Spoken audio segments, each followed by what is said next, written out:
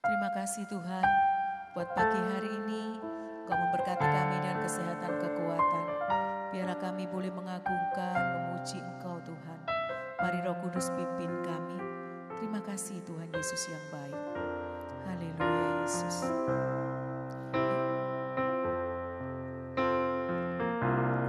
Ya Tuhanku,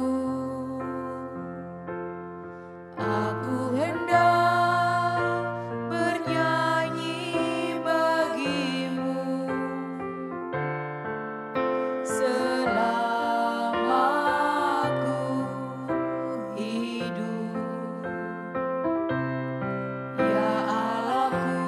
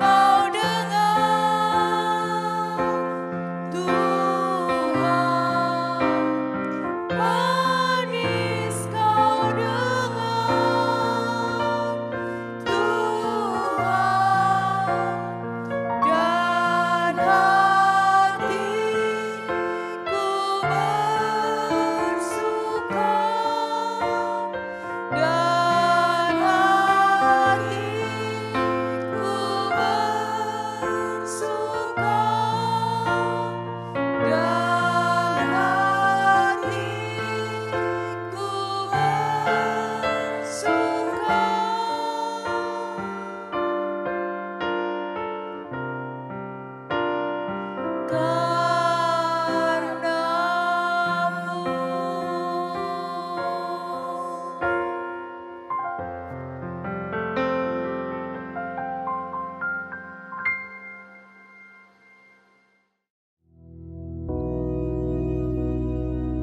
kami yang di surga, dikuduskanlah namamu, datanglah kerajaan-Mu, jadilah kehendak-Mu di bumi seperti di surga. Berikanlah kami pada hari ini makanan kami yang secukupnya, dan ampunilah kami akan kesalahan kami, seperti kami juga mengampuni orang yang bersalah kepada kami. Dan janganlah membawa kami ke dalam pencobaan, tetapi lepaskanlah kami daripada yang jahat. Karena Engkaulah yang empunya kerajaan dan kuasa dan kemuliaan sampai selama-lamanya. Amin.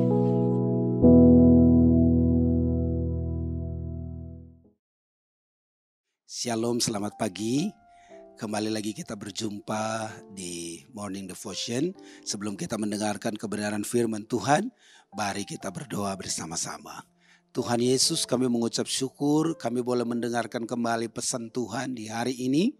Biarlah Tuhan menerangi hati kami supaya firman Tuhan tidak berlalu pada saat kami mendengarkannya. Di dalam nama Yesus kami sudah berdoa dan mengucap syukur. Haleluya. Amin. Bapak Ibu Saudari, kita akan belajar bersama-sama di dalam kitab Daniel pasal yang ketiga ayat 16 hingga ayat yang ke-18. Judul khotbah saya hari ini adalah pertaruhan iman. Nah, mari kita baca terlebih dahulu ketiga ayat ini. Dikatakan di dalam Daniel pasal 3 ayat 16 hingga ayat yang ke-18. Lalu Sadrak, Mesak dan Abednego menjawab Raja Nebukadnezar, "Tidak ada gunanya kami memberi jawab kepada Tuhanku dalam hal ini. Jika Allah kami yang kami puja sanggup melepaskan kami, maka Ia akan melepaskan kami dari perapian yang menyala-nyala itu dan dari dalam tanganmu ya Raja. Tetapi seandainya tidak, hendaklah Tuhanku mengetahui ya Raja, bahwa kami tidak akan memuja dewa Tuhanku dan tidak akan menyembah patung emas yang Tuhanku dirikan itu."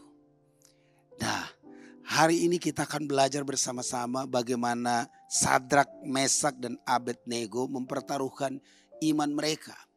Ketika Raja Nebukadnezar mendirikan sebuah patung yang tingginya 60 hasta, dikatakan bahwa Nebukadnezar kemudian menyerukan supaya semua orang yang ada di sana harus menyembah patung ini.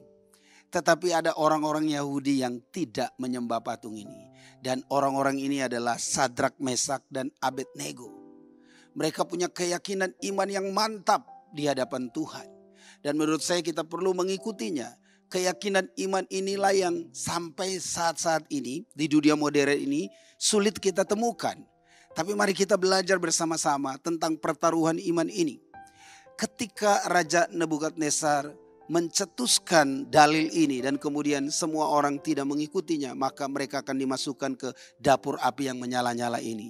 Dan Sadrak, Mesak dan Abednego tidak mengindahkannya. Dan mari kita lihat apa yang dikatakan oleh Sadrak, Mesak, Abednego ketika mereka berhadapan dengan dalil yang diperintahkan oleh Raja Nebukadnezar ini.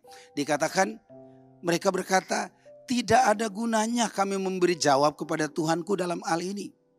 Jika Allah kami yang kami puja sanggup melepaskan kami, maka Ia akan melepaskan kami dari perapian yang menyala-nyala itu."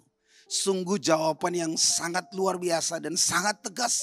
Mereka takut sama sekali sama Nebukadnezar, seorang raja yang berkuasa pada saat itu. Bahkan mereka percaya, dikatakan, "Dan dari dalam tanganmu ya Raja." Bahkan di situ dikatakan begini, "Tetapi seandainya tidak," artinya seandainya mereka tidak mengikuti titah raja, atau seandainya pada saat mereka tidak mengikuti titah raja dan tidak ada toleransi di sana pun, mereka tidak akan menyembah kepada patung itu. Dikatakan di sana bahwa Sadrak, Mesak dan Abednego itu punya iman yang sangat kuat. Dia bilang, "Hendaklah Tuhanku mengetahui Raja bahwa kami tidak akan memuja dewa Tuhanku dan tidak akan menyembah patung emas yang Tuhanku dirikan." Andai kata ketika Sadrak, Mesak dan Abednego ini kemudian jatuh dan mengikuti titah daripada Raja Nebukadnezar. Atau iman mereka terguncang pada saat itu. Mereka mungkin tidak akan melihat mujizat Tuhan. Bapak Ibu Saudara-saudari, untuk kita bisa melihat mujizat Tuhan terjadi dalam kehidupan kita, terkadang kita dihadapi dengan pertaruhan iman kita.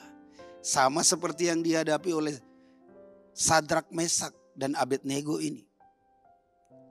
Kita mungkin tidak ada di dalam kondisi yang saat itu dihadapi. Kondisi kita mungkin jauh lebih baik daripada kondisi mereka pada saat itu, di mana mereka harus menghadapi titah raja ini dan rajanya sendiri yang berbicara dengan mereka.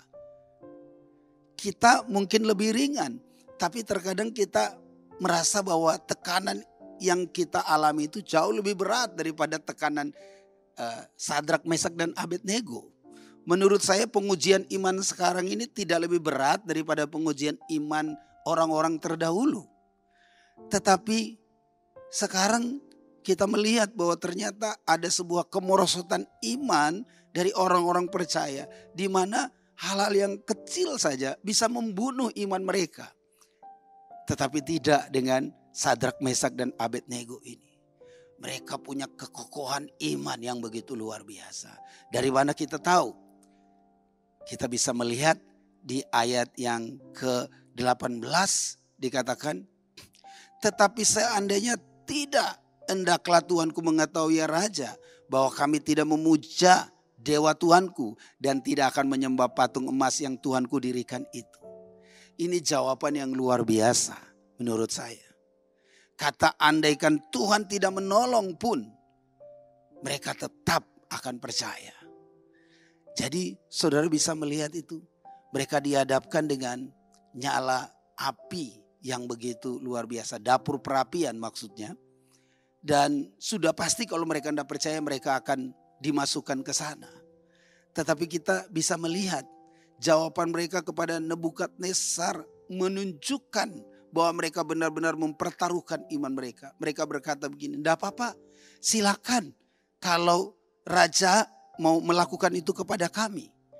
Tetapi kami tidak akan pernah mengikuti titah raja. Dan kami rela untuk dimasukkan ke dalam dapur api yang menyala-nyala ini. Dan kalaupun kami masuk ke dalam dapur api yang menyala-nyala ini, dan Tuhan tidak menolong pun, kami tetap akan percaya kepada Dia. Nah, ini yang saya mau bilang, mari kita belajar dari hal ini. Terkadang ketika kita ditolong oleh Tuhan, iman kita menggebu-gebu, iman kita menyala-nyala. Tapi bagaimana kalau pertolongan Tuhan tidak kunjung datang dalam kehidupan kita? Apakah kita masih berkata seperti Sadrak, Mesak dan Abednego yang berkata kepada raja, tetapi seandainya tidak ada pertolongan pun dari Tuhan hari ini, saya tetap percaya kepada Tuhan. Saya tetap meyakini bahwa Tuhan tetap ada bersamaku. Ini yang sulit untuk kita praktikkan dalam kehidupan kita. Karena kita sudah diinabobokan dengan banyak mujizat, banyak pertolongan Tuhan, banyak campur tangan Tuhan dalam kehidupan kita. Sehingga pada saat kita dalam keadaan terjepit, kita sudah tidak bisa berkata seperti Sadrak, Mesak dan Abednego ini berkata, walaupun tetapi kalaupun tidak ada pertolongan Tuhan, saya tetap percaya kepadanya. Ini yang luar biasa. Dan saya percaya ketika saudara berkata demikian, besoknya Tuhan pasti akan melakukan perkara yang besar di dalam kehidupanmu. Saya teringat sebuah cerita kesaksian ketika saya ada di Jakarta dan melayani ada seorang anak rohani saya yang tinggal di Malaysia. Pada saat itu terjadi goncangan di Malaysia dan dia ingin menjual apartemennya karena dia ingin menyekolahkan anak-anaknya ke luar negeri. Itulah sebabnya dia menjual salah satu apartemennya di Malaysia. Dan penjualan itu di angka 400 juta tapi tidak laku-laku. Dan suatu waktu ada seseorang yang menelpon dia orang dari Rusia menelpon dia dan berkata, saya akan membeli apartemenmu yang ada di Malaysia, tetapi kamu perlu mengikuti saya atau ikuti saya untuk jalan-jalan keliling dunia ini. Kalau sampai saya puas, maka saya tidak hanya bayar apartemenmu 400 juta, tapi lebih daripada itu saya akan kasih, termasuk uang jalannya. Tapi kalau kamu bisa nemani saya dan menyenangkan saya selama perjalanan ini. Kalau tidak, tidak. Dan kemudian anak rohani saya ini berdoa. Dia bilang, Tuhan, apakah ini dari Tuhan? Ini sebuah ujian iman lagi dalam kehidupanku. Lalu kemudian dia berdiskusi dengan rekannya, rekan sekerjanya dia. Dia katakan, ada yang telepon saya untuk membeli apartemen saya seharga 400 juta. Dan ada plusnya lagi, dia ajak jalan-jalan kalau saya bisa puaskan dia, maka dia akan memberkati saya lebih. Lalu kemudian temannya itu berkata begini, ambil, itu sudah jalannya Tuhan. Itu sudah rencana Tuhan, kamu pasti diberkati oleh Tuhan. Kamu akan jadi wanita yang kaya raya, wanita yang sukses. Nah, kita lihat ini kalau kita benar-benar tidak kuat iman, kita pasti akan mengambil opsi ini. Dan saudara tahu, sebelum anak rohani saya ini memutuskan, dia masuk ke ruang doa. Dia berdoa. Ketika dia berdoa, ada ketidaknyamanan dalam hatinya. Dan kemudian dia ambil handphonenya, dia telepon pembeli tadi. Dia berkata begini, mohon maaf Pak, saya senang Bapak mau beli rumah apartemen saya, tetapi ini bukan dari Tuhan. Lalu kemudian dia batalin itu. Singkat ceritanya, dia cerita lagi, dia sharing lagi kepada temannya. Temannya berkata, kamu orang bodoh. Kenapa kamu tidak mengikuti apa yang dimaksudkan oleh orang Rusia ini? Kan dia mau membeli dengan harga 400 juta. Bahkan dia akan bawa kamu jalan-jalan. Semua gratis kan, tiketnya gratis, penginapannya gratis. Kamu bisa melihat belahan dunia ini. Kamu wanita yang bodoh, dikatakan begitu.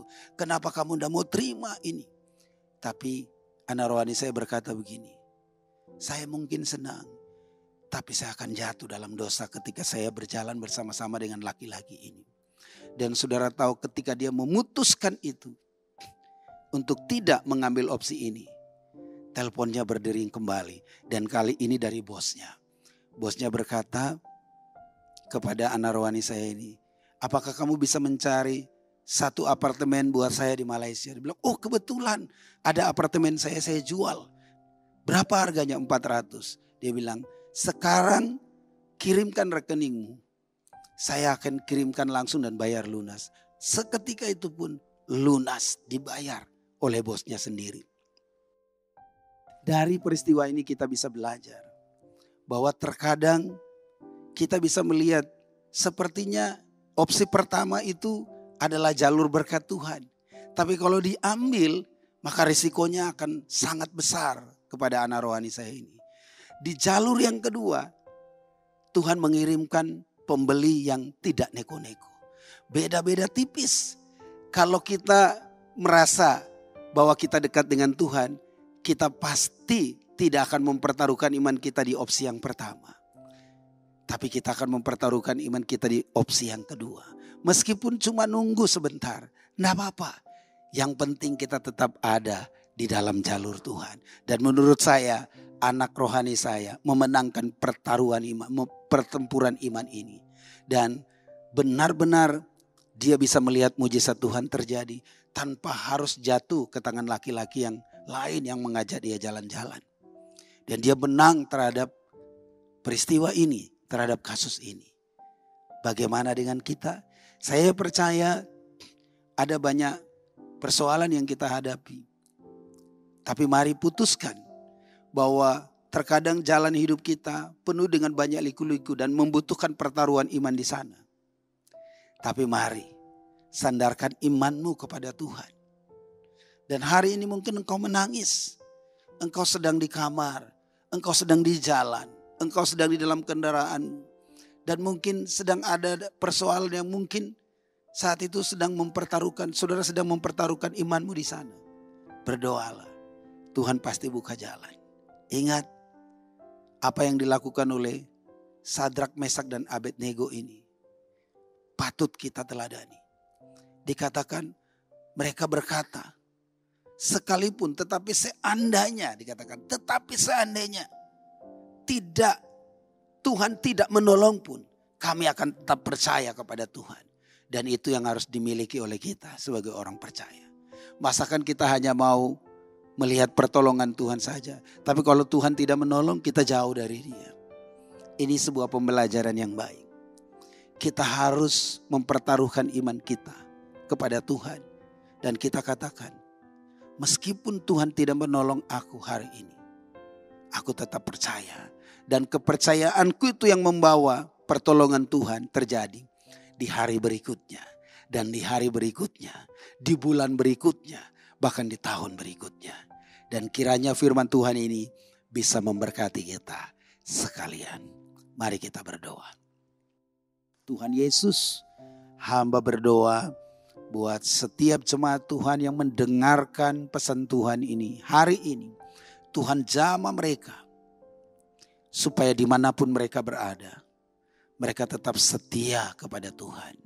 Iman mereka tetap melekat kepada Tuhan.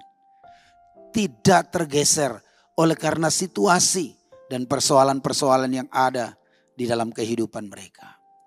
Tetapi iman mereka tetap kuat. Dan biarlah mereka bisa menghadapi semuanya bersama dengan Tuhan. Hari ini mungkin Tuhan tolong. Besok mungkin mereka tidak melihat pertolongan Tuhan. Tapi mereka tetap harus berkata, seandainya tidak ada pertolongan Tuhan pun, kami tetap akan percaya kepada Tuhan. Seandainya Tuhan tidak menolong aku hari ini, aku tetap percaya. Maka aku akan melihat mujizat Tuhan di besok harinya. Dan kemudian di hari-hari yang lain. Karena masih banyak hari yang aku lewati. Tapi ada ujian iman di setiap perjalanan hari-hari hidupku. Ketika aku melakukannya, maka aku percaya mujizat yang besar akan terjadi di dalam kehidupanku. Terima kasih Tuhan Yesus. Di dalam nama Yesus kami sudah berdoa dan mengucap syukur. Haleluya. Amin. Bapak Ibu Saudari, mari kita buka kedua tangan kita bersama-sama. Dan mari kita menerima berkat Tuhan di hari ini. Lalu Tuhan berfirman, Tuhan akan memberkati engkau dan melindungi engkau. Tuhan akan menyenarkan wajahnya kepadamu dan memberikan engkau kasih karunia. Tuhan akan menghadapkan wajahnya kepadamu dan memberikan engkau berkat yang melimpah. Pulanglah, terimalah berkat dari Allah Bapa, cinta kasih dari Tuhan Yesus Kristus, persekutuan yang sempurna dari Roh Allah yang hidup, kiranya menyertai kita, memberkati kita mulai dari saat ini sampai selama-lamanya. Amin.